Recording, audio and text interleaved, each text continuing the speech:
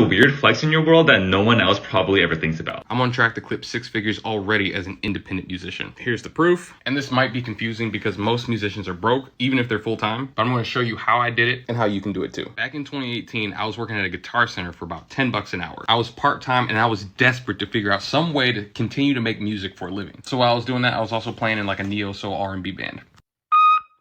And it was rough. Like, I literally would go across the street to Taco Bell and they were making just as much as me. Probably more because we worked on commission. But when I dove into sync licensing, which is basically giving your permission for a company, brand, or film production studio to use your music behind their visual media, that's when everything changed.